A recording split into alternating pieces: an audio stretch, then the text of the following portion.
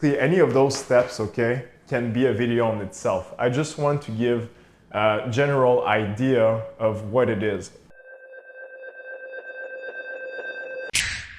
Hi, my name is Patrick, and today I wanted to make a video on how to obtain money from a lender.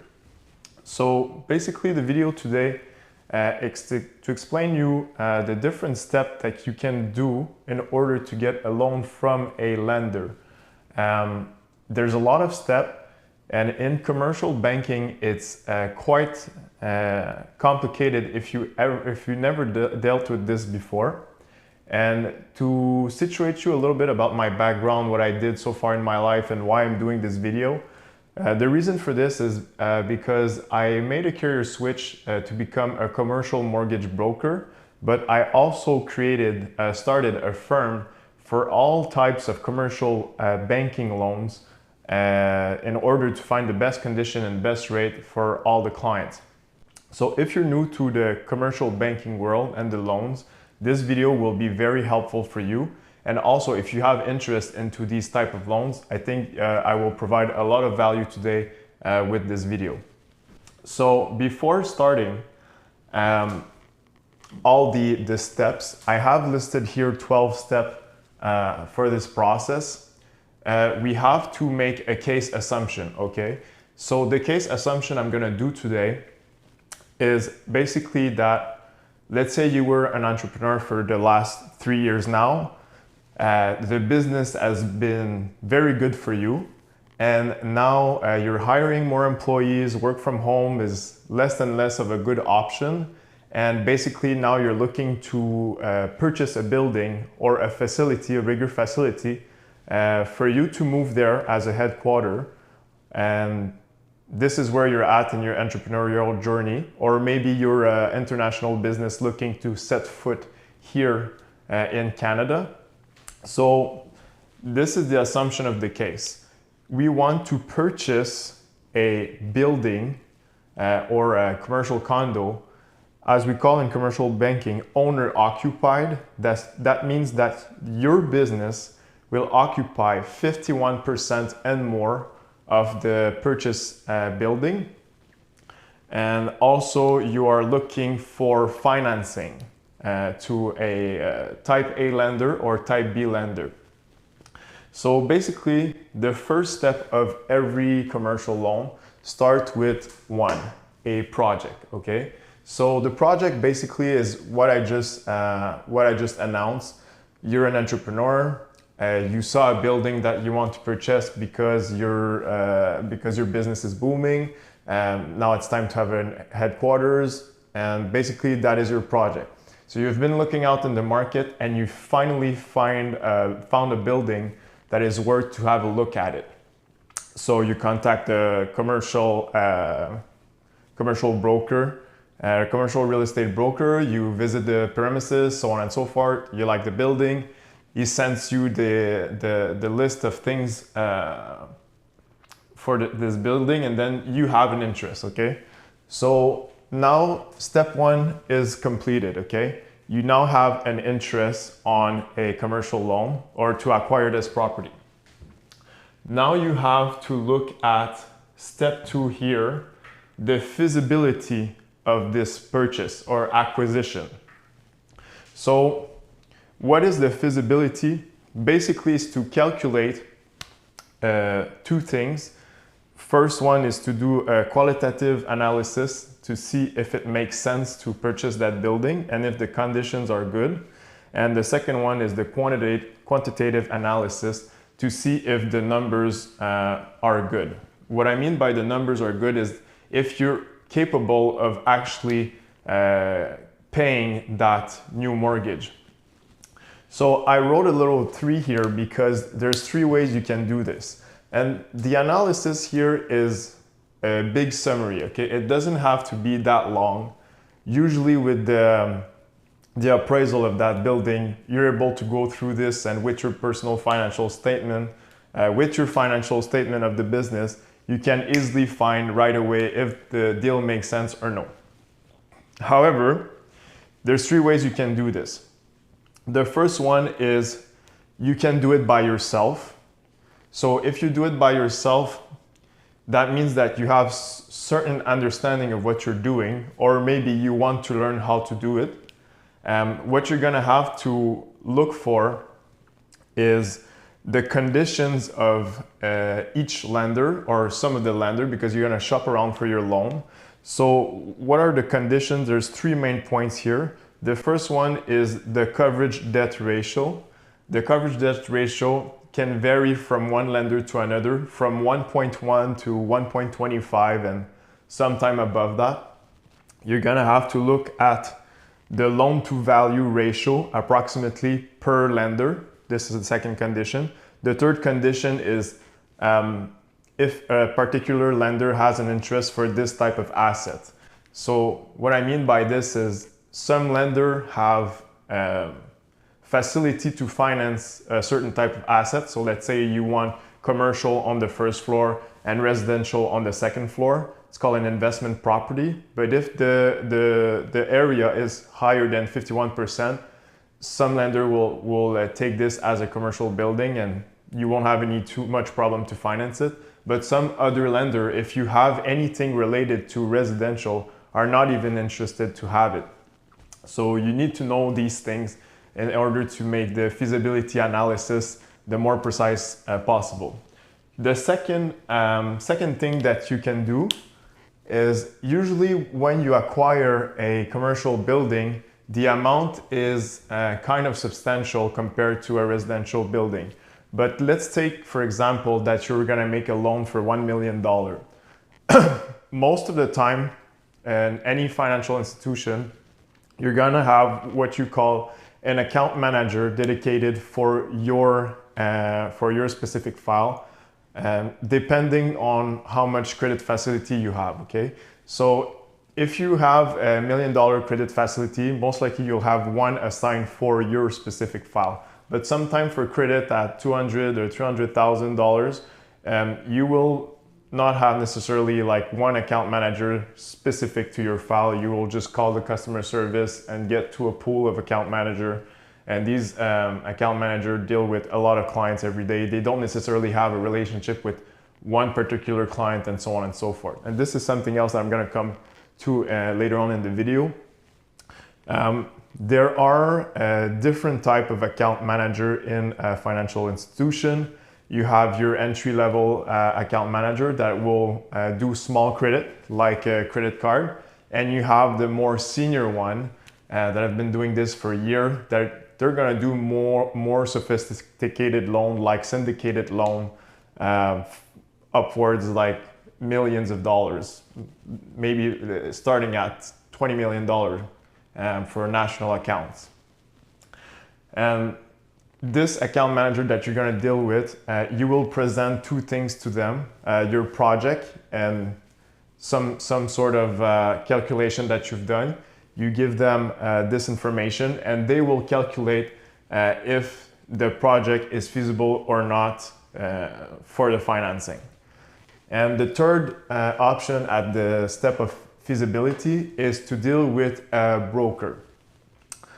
Commercial loan broker basically is somebody that deals with all the lenders all the time. They're not assigned to a specific lender. They can have preferences for the flexibility of the lender and so on and so forth, or just knowing the process overall. But in general, they're not binded to any financial institution. The broker advantage here is basically, instead of you shopping for your loan, he already knows most of the condition of every bank and the ratios and all the things that you need to know. And right away, if you start with a broker, he'll know right away for your type of project what kind of lender is best for you. Again, it depends on the experience of the broker. If they're new to the business, maybe it's not going to be that fast or efficient. But if you find an experienced broker, then this is for sure a big save of time. Because building a commercial file or building any type of file to get a commercial loan is a very long task. There's a lot of back and forward, and also there's a lot of misunderstanding. If you deal with somebody that has experience, you're shorting the amount of time that you're gonna spend on that file. So these are the three things that you have as option for the feasibility step. So now the third step, build and gather. You can notice that I put in square gather because this is gonna become a recurring topic along this video. So once you made a feasibility analysis, regardless if you did it, the account manager did it, or a broker did it, now it's time to build your file, okay?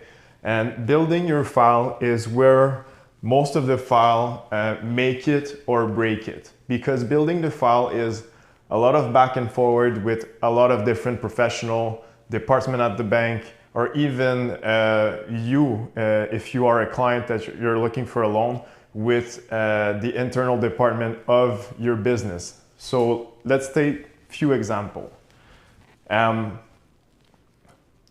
You could have a failure at this step because the client just is fed up of all the back and forward. Sometimes they're not used to it. They think maybe that it's easy to get a commercial loan because they have a business. And they just give up. They're like, okay, it's too complicated. I'll find another way. Also, the demand can drop because the demand stretches, okay? And what I mean by that is, for example, you deal with an account manager at Bank A, and he's asking you for a personal state of affair, okay? So that is a very common document. It's a document for the tangible net value.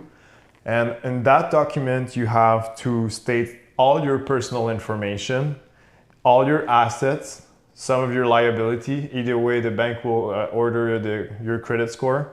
And you have to give tangible proof of all of these things, okay?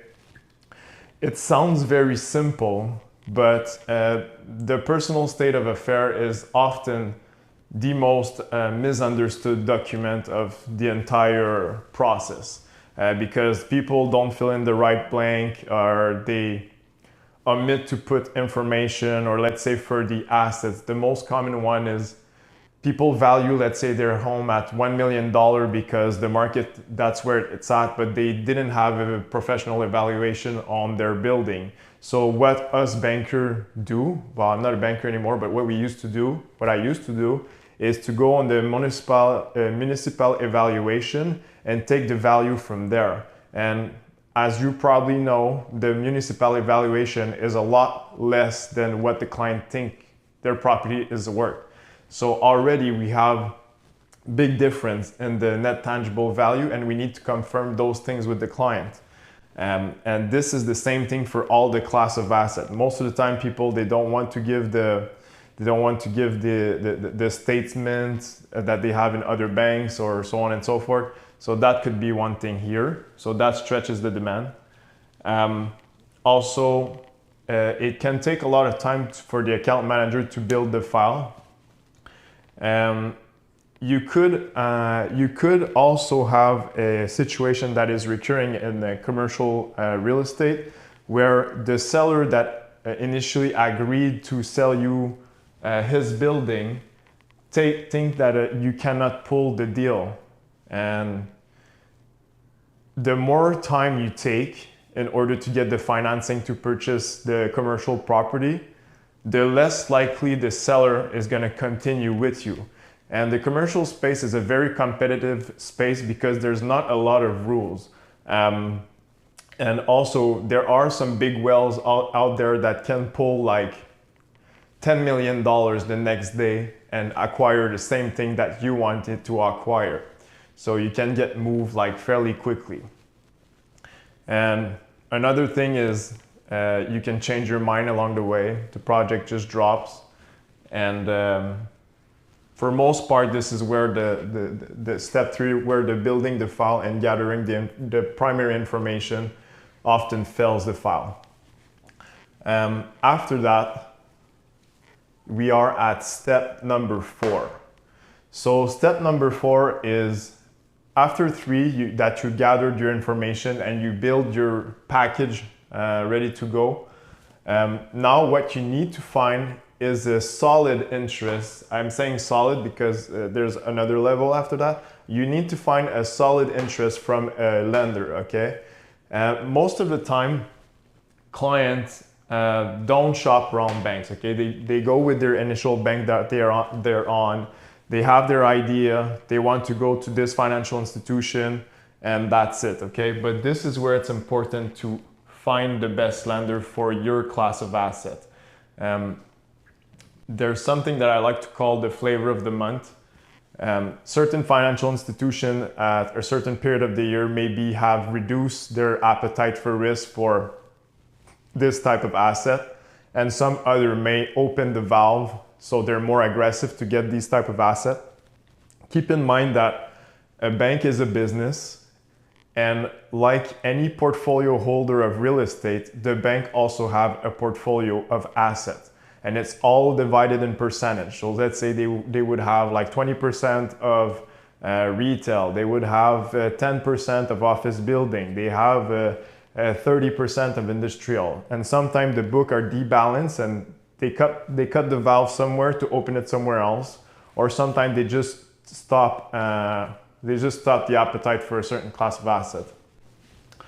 So this is where it's important to look the market and find the best interest from the best lender.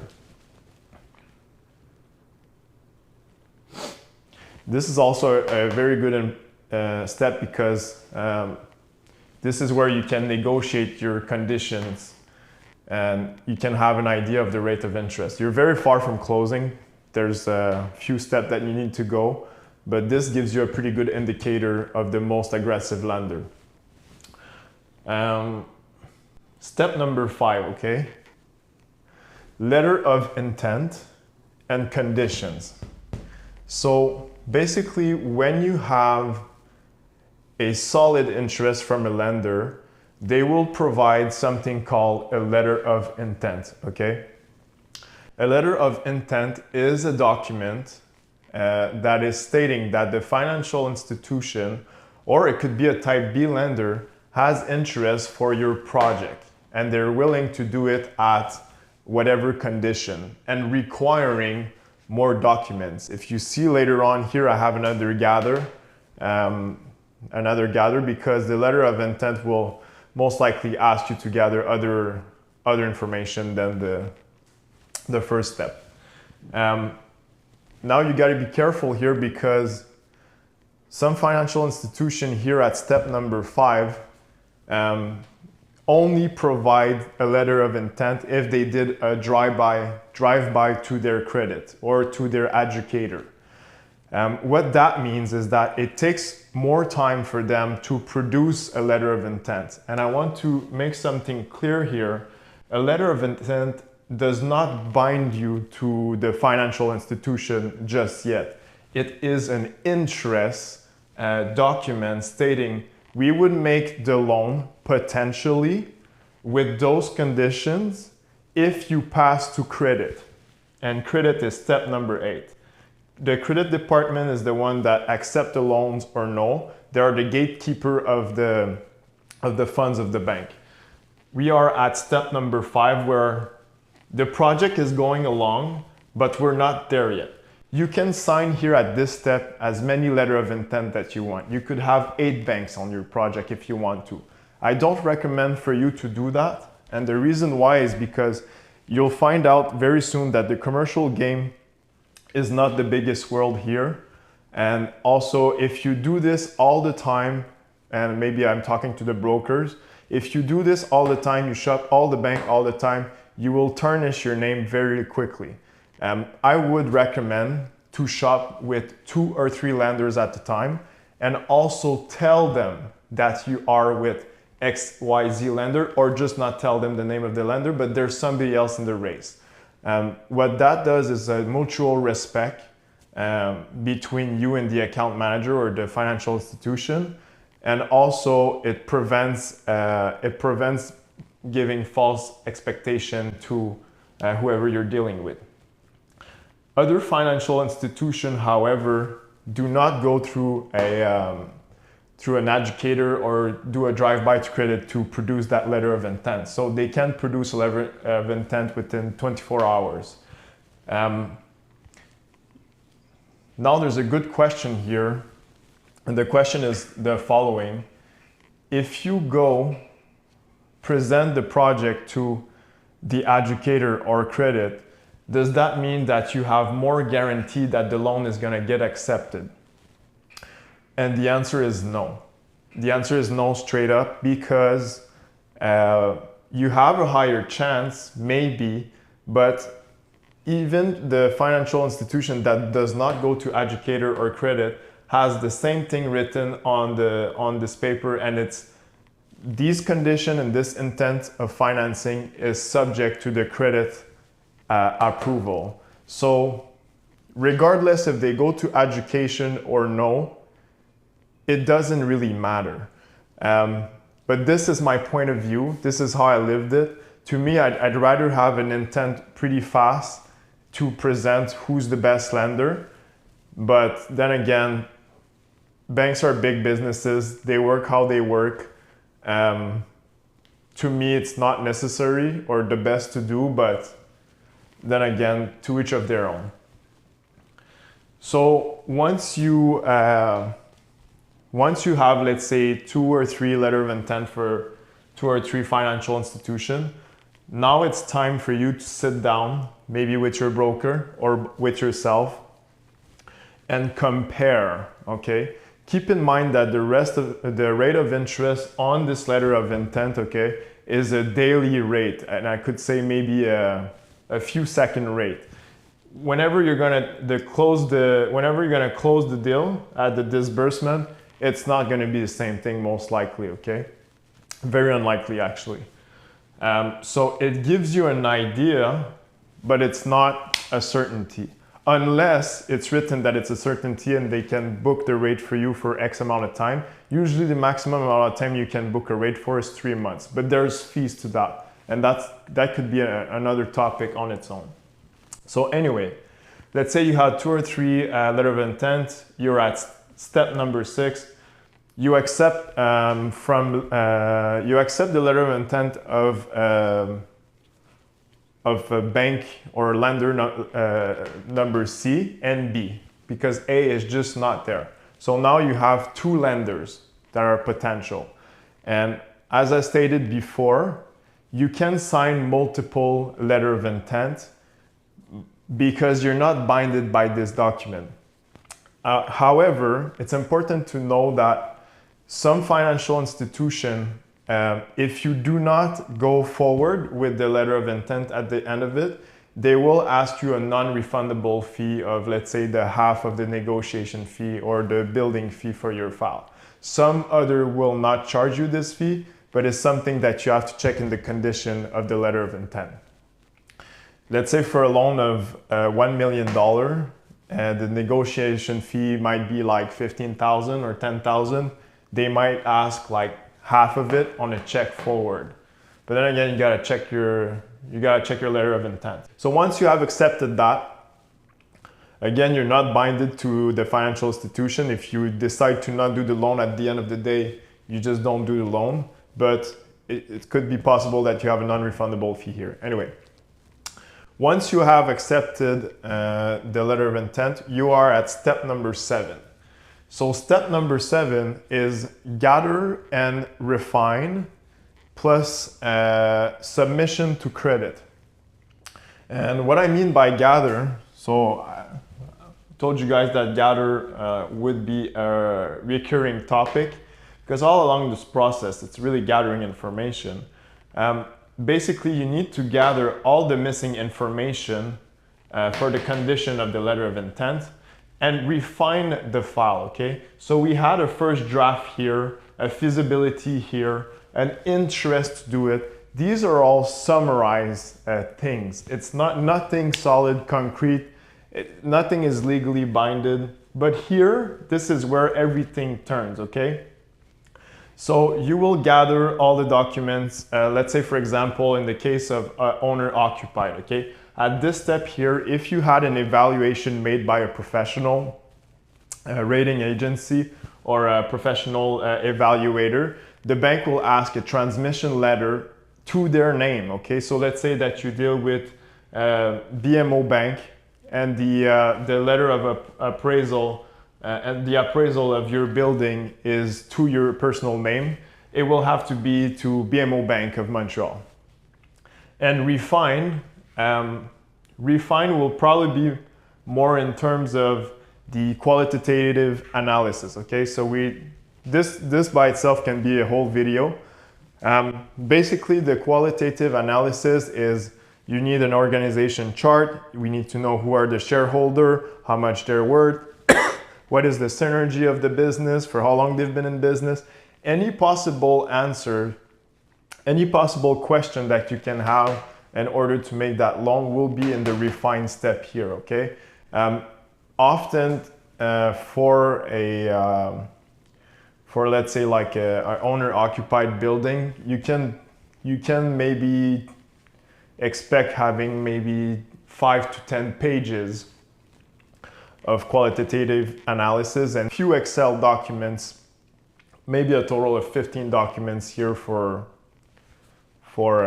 this loan. Maybe more, depends. It always depends in commercial. There's no one particular cookie cutter for every type of loan.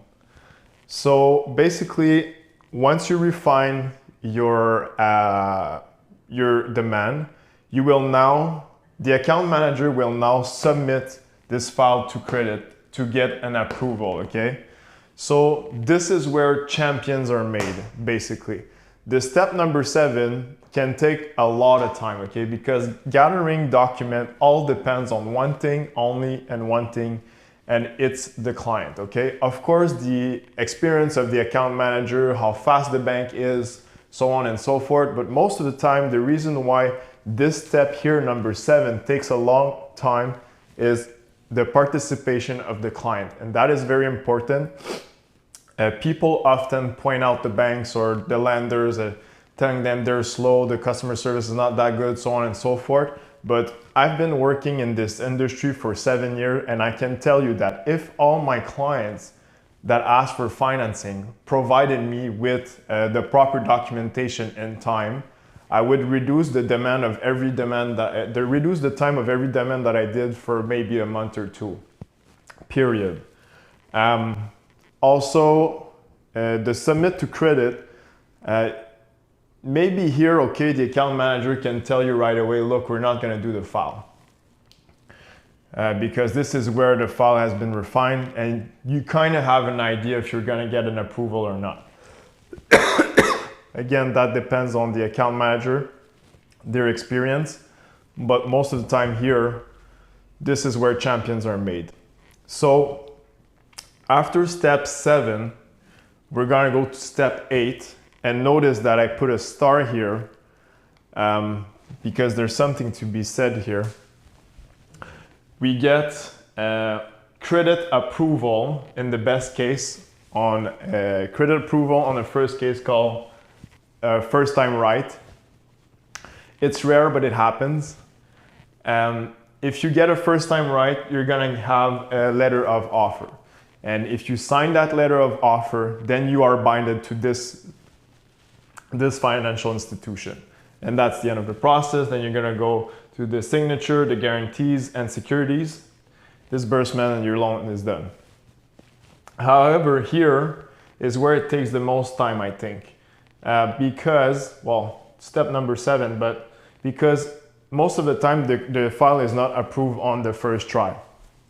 You can have 4 options here.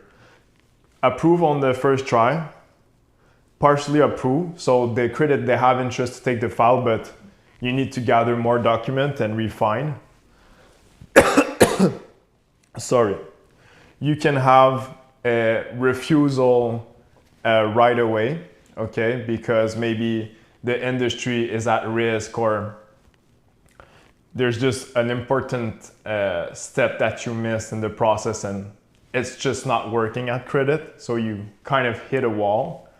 Or you can get a refusal that the account manager can contest, okay? before contesting this credit approval, the manager has to be certain that the account manager has to be certain that the file is worth fighting for, okay? Because if he gets the refusal here and he decides to fight it off, basically it's the same thing that happens in a court. You can go to the first instance if you're, let's say, guilty and you want to go to the second instance. You need to be very sure of your case, because most likely, even if you go to the second instance, it's very unlikely that your file will get approved. But if you're sure to 100% and you need to have a second look there, the account manager can do it. Most of the time, the manager of this account manager will have to be on the file, fight it off with the account manager. But honestly, I've seen it few times, and me personally, I was never able to approve a case that I have fought to the second level. So basically, this is where you're at.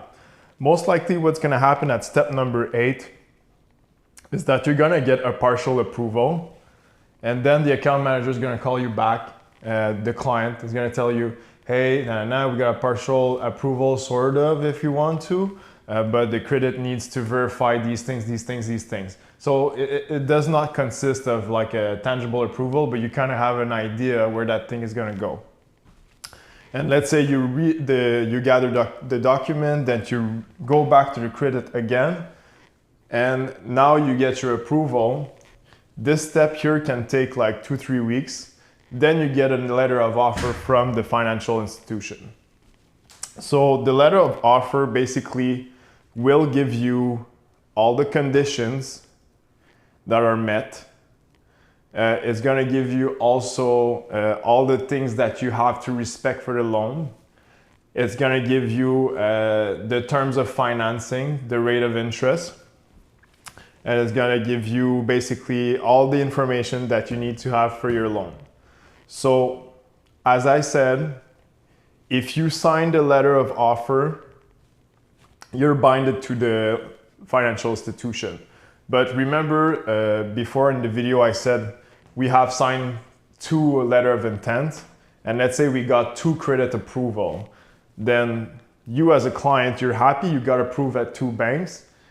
Then it's for you to figure out which one is the bank best with the best solution. So let's say that you sign with lender C, and that will bring you to step number 9, okay? The signature of the LO, so letter of offer, it's signed. And this is where the lender is gonna take the guarantees and the securities. I didn't put securities here. They're 2 different things. However, this is, let's say, for a mortgage, a commercial mortgage, you're gonna have a immovable hypothec, so basically the building. You can have a movable hypothec for anything inside the building. You can have a universal hypothec, is basically the business, the building, and what's inside the building. You can have personal guarantee in most cases. Wow. In 99% of the cases, you're gonna have a personal guarantee here. And it could be all sorts of guarantee as well, taken by the lender for the disbursement of this loan, okay? But that itself, and this is a very broad video, that itself guarantees could be itself a video for like an hour. Securities is not here, could be a video for an hour. A letter of offer, we could review some letter of offer, can be a video for a long period of time. Basically, any of those steps, okay, can be a video in itself. I just want to give a general idea of what it is. So basically, you sign the letter of offer, the guarantee were taken, and the security as well. This is the part where you sign the most document, honestly. Then it's time for disbursement, okay? In this case where you're buying a commercial building, the transaction is gonna get notarized, okay? Notarized means that you have to go in front of a notary, bring all these documents, and he's gonna check if all the documents are in order. And basically he's gonna give us what we call a professional opinion, okay? A professional opinion is a legal document that tells us that the securities are taken, that the deal works fine, there's no other liens on the building, or we're the first lien on it, and basically a green light to go. So once the financial institution gets there, we go to step number 10, the disbursement of the loan. So for a commercial mortgage, for the acquisition of a property, the disbursement is made at 99.999% of the time in the interest account of the notary that gave us the professional opinion at the previous step. So basically, the notary is the one that finalizes this transaction. Again, this can take a week or two, depending on the season, if the notary is busy or not. I forgot to put the time frame of each step. But if you have a solid demand and you have a little bit of experience in shopping for your loan, and the account manager as well, and the bank is not too busy, you can have this loan in probably a month and a half. But then again, it all depends on the gathering step. Most of the time, I was an account manager for 7 years. Most of the time we wait for the client to provide us with the proper document. The analysis itself doesn't take that long. It's just to get the documents. So we were at step number 10, the disbursement. So now the notary got the funds from our disbursement department at the bank, or a lender. I'm always referring to a bank, but it could be another lender. It could be a type B lender, or even or private lender. Now it's time to respect the condition and the normal pay down. So that's step number 11. The normal pay down, basically that you pay the capital and interest of the loan. Some lenders offer moratory on the capital for the second to third year. So basically you just pay interest for 3 years. But most of the time the formulation will be capital and interest normal pay down. So every month you will pay a part of the capital. And that's another video on its own, what capital and interest is, what capital plus interest is, and what are moratories and all these other rate terms and payment term, amortization term. These are all things that we can discuss down the road. And also, I put N, respect of the conditions, okay? This here, like residential mortgages, the bank will own the property until it's paid off, okay?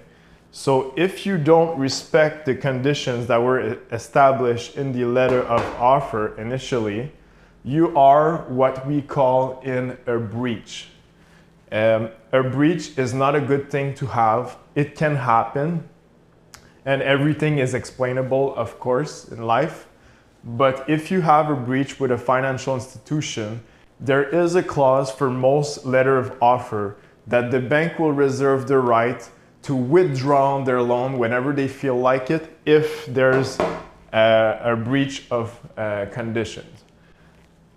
It's not happening very often, but at the same time, it can happen, okay? Before we get to the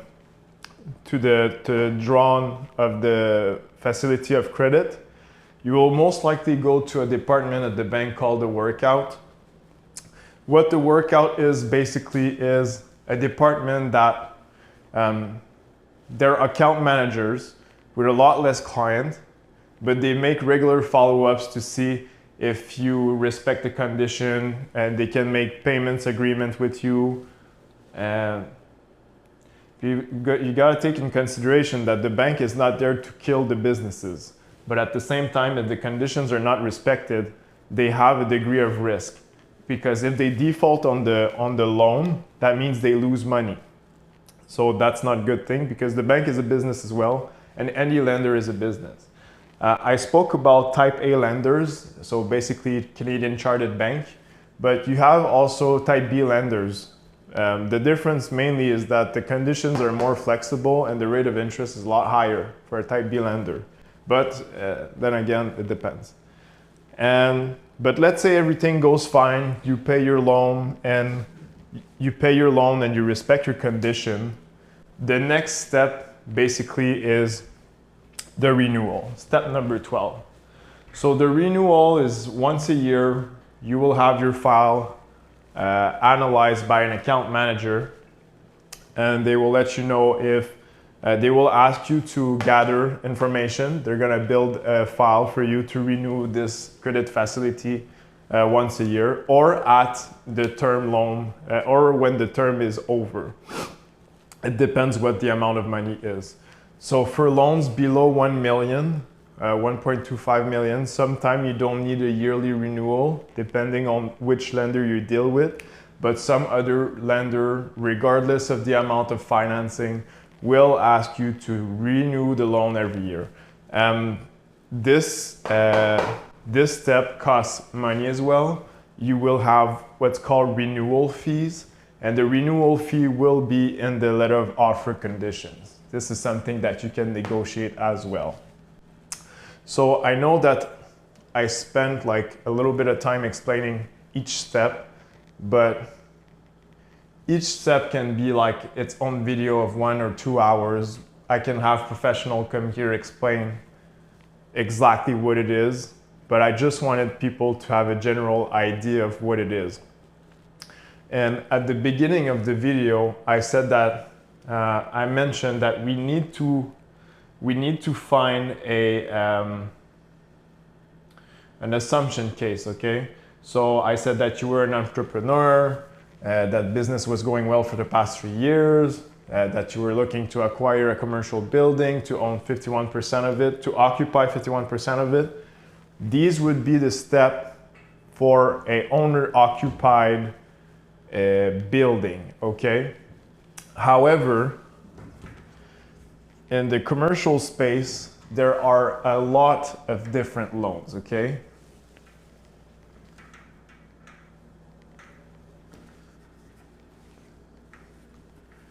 Right. So the one we spoke about today is this one, okay? A commercial mortgage. However, let's take for example an equipment financing, okay? Because some industry have big machines or automation or whatever, they need to buy trucks. Equipment financing is a whole different ball game, okay? There are similar steps of any type of those loans, and these are some of the loans. I'm gonna go one by one to tell you a little bit about them, but they all have their own steps and their own particularities, and they're all affected by a set of factors here, okay? There's 1, 2, 3, 4, 5, 6, 7, 8 factors that can affect any of those loans. So you can see how there's a lot of variable affecting your commercial loan. So let's say if I go with ABL, okay? ABL is an asset-based lending loan. It's basically on inventory, account receivable. It's any asset of a business you can make a loan on. You have equipment financing, so that basically will be in the category of a term loan most of the time. And basically it's an agreement to purchase a piece of equipment that's amortized for 7 years. Usually it's 5 to 7, depending on the equipment. It always depends in commercial banking, what type of equipment, what type of industry. And you would have a normal pay down for that. You also have here equipment leasing. So equipment financing, equipment leasing is not exactly the same thing, but it's similar. It allows you to make the acquisition of an equipment, but in equipment leasing, it doesn't appear in your book as an asset because it's a lease. At the end of the equipment leasing, you can make an agreement to purchase this equipment, most of the time for $1 or to a significant amount, to an insignificant amount, because the equipment is already paid for most of the time. Most of the time, I'm speaking generally. You have trade credit, and you can notice that I put like little green dots here because to me, these are the most common loan, okay?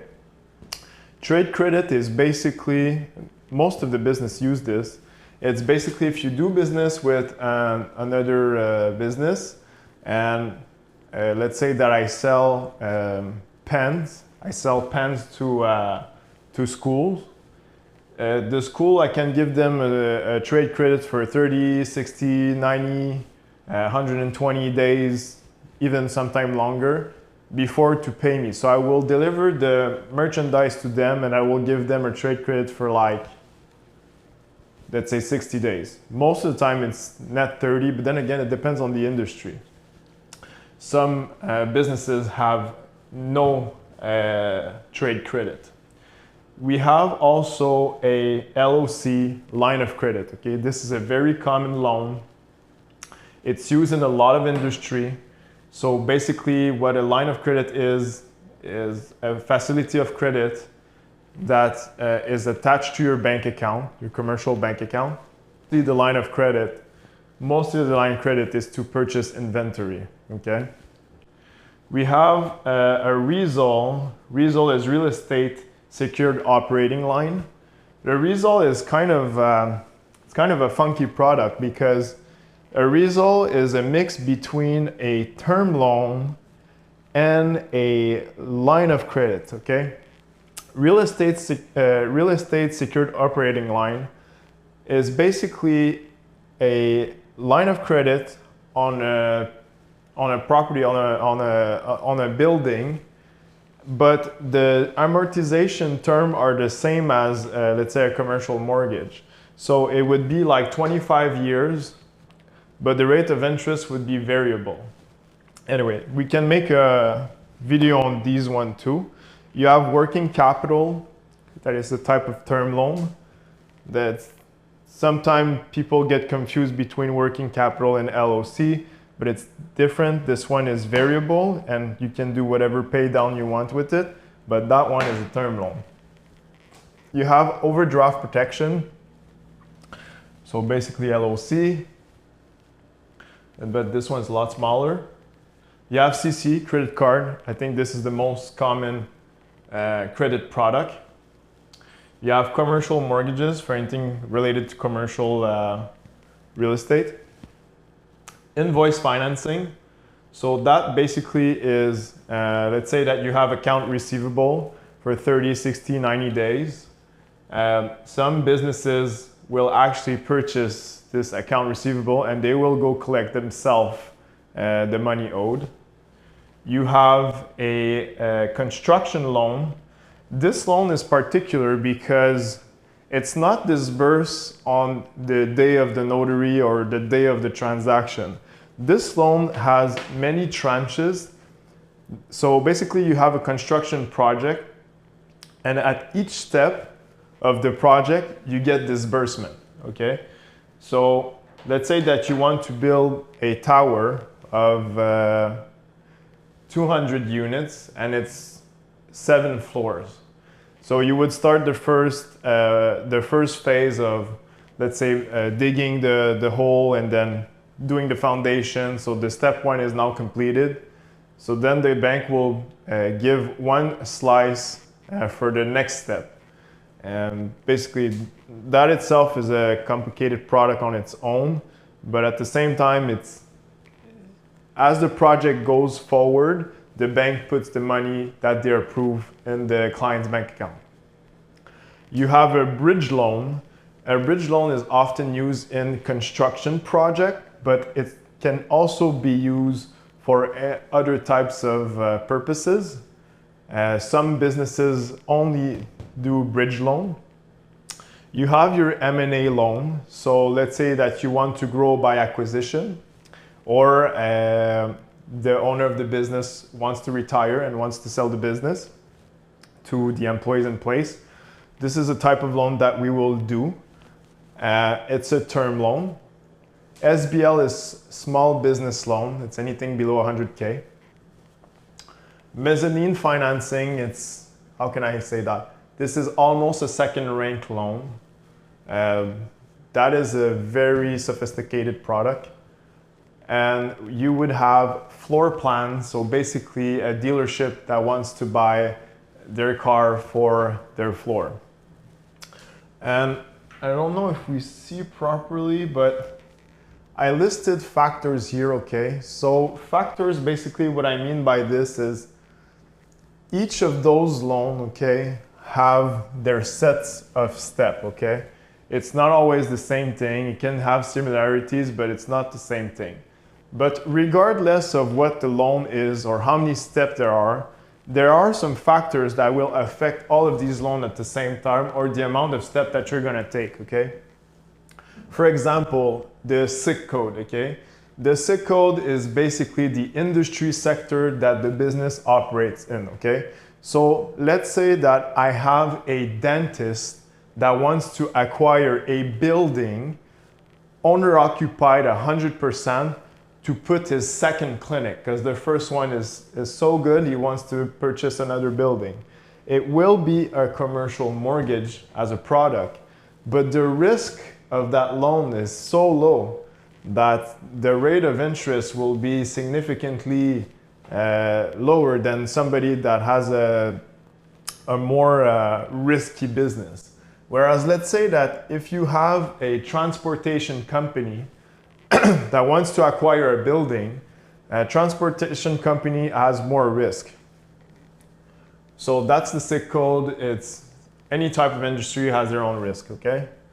You also have a factor that affects this, and it's the client risk rating, okay? So we have the risk of the industry, the SIC code, but the client itself as well. So who my client is and what's his history of credit. So let's take, for example, the dentist, okay? The medical industry sector is relatively low risk. But let's say, for example, that I have a dentist that is constantly in overdraft, has drawn a lot of his line of credit, and most of the time it's maxed out. The average utilization, let's say on 350,000 is 330,000 for most period of the year. He got late on 2 payments of his mortgage.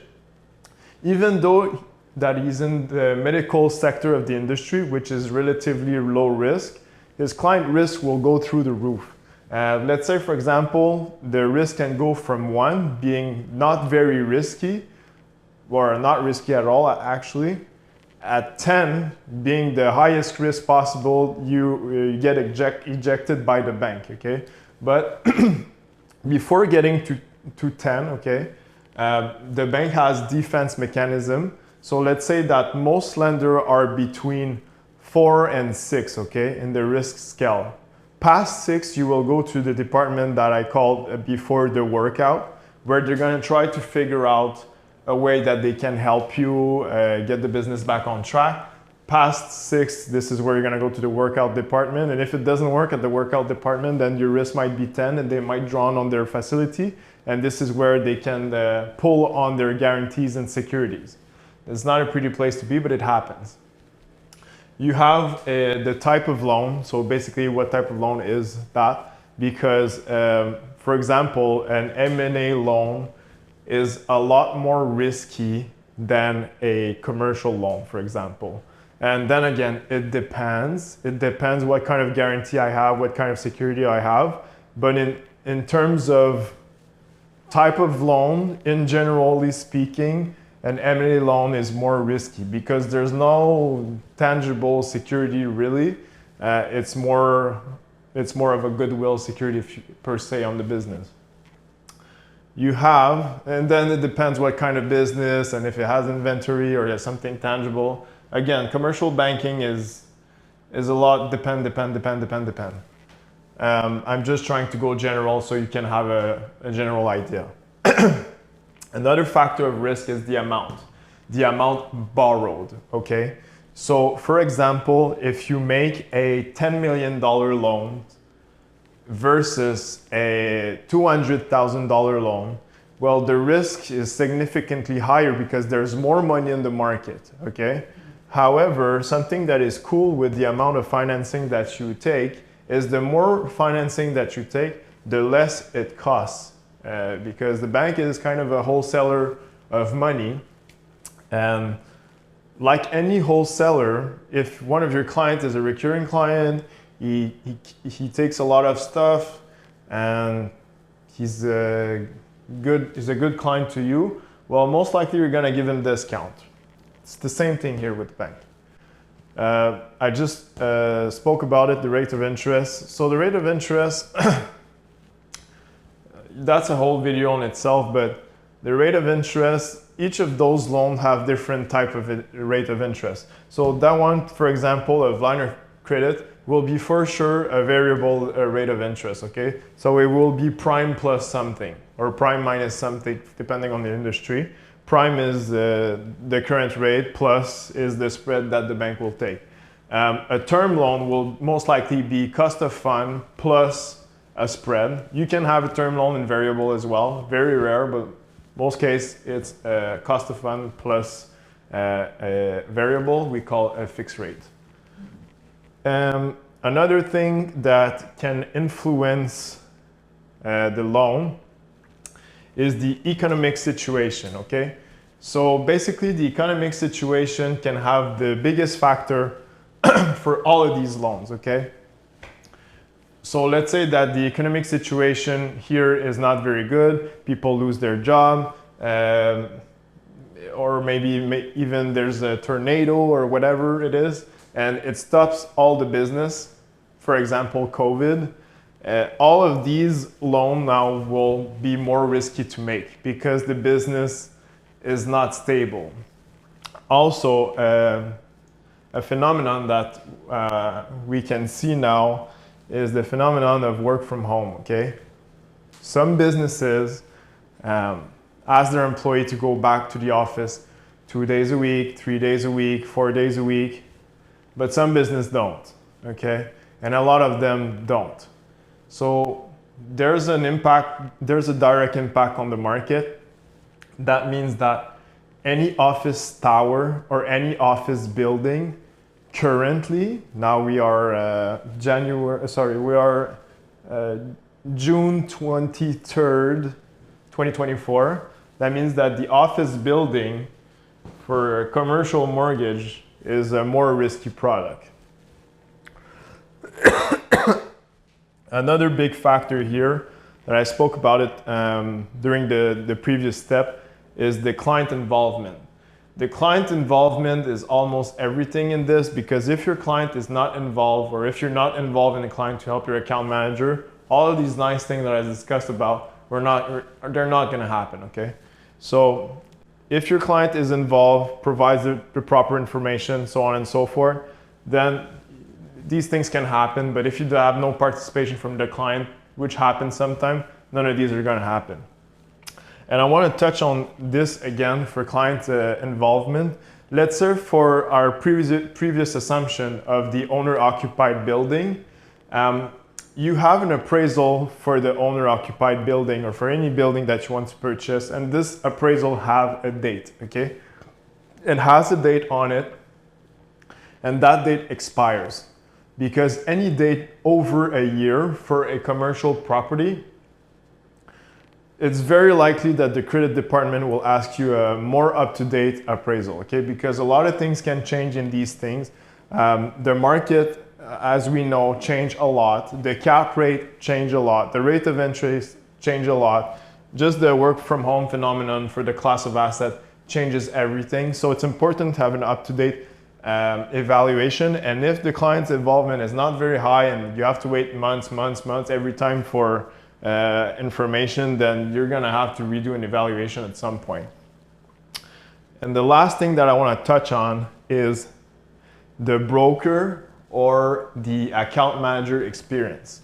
So all of these loans require a certain set of knowledge, okay? And all of these steps previously, I'm gonna go back to the steps. All of these steps too require a set of knowledge. If the broker that you deal with or the account manager that you deal with, you feel that he's not really on top of his game, this is gonna take a lot longer, okay? So this is something that you have to clear up at the beginning and ask politely to the account manager of the broker, are you familiar with this type of loan? And this is an extreme example, but let's say, for example, that you're looking to have a commercial mortgage and you deal with an account manager that does only equipment financing. Of course, it's not gonna work out, okay? However, the account manager that does equipment financing may know an account manager or a broker that does commercial mortgages. It's like if you want to buy bread, you're not gonna go see a plumber and vice versa. People often think that, oh, it's a bank, it's a loan, it's all the same thing, or it's a lender, BC, whatever. But every loan has their particularities, every loan has their amortization period, every loan has their rate of interest, every loan has their condition, and so on and so forth. So it's very difficult to know everything of these things, but it's important to have somebody of experience to help you to reach your goal. So yeah, I think that will be it for today. If you have any questions or you would like me to dig deeper in any of those subjects or any of the loans, please comment please comment in the section for comments what kind of topic you want me to discuss. I'll try to make a series out of this where I will explain several topics. And also, if you want a more personalized service, you can go on capitalcentral.ca and you can book an appointment with me for free. I can give you 15 or 30 minutes for a first appointment. And thereafter, when we're gonna check your project, or if you have any question, then we'll see what we'll do about that. So thank you very much, and I hope you liked the video. Have a good day.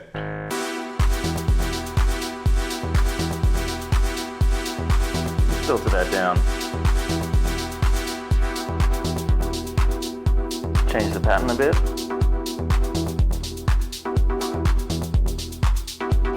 I think we need a right symbol.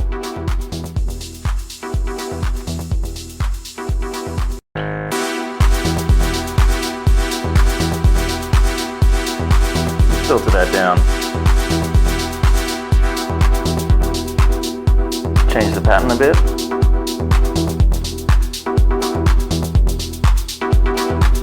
Need a right symbol.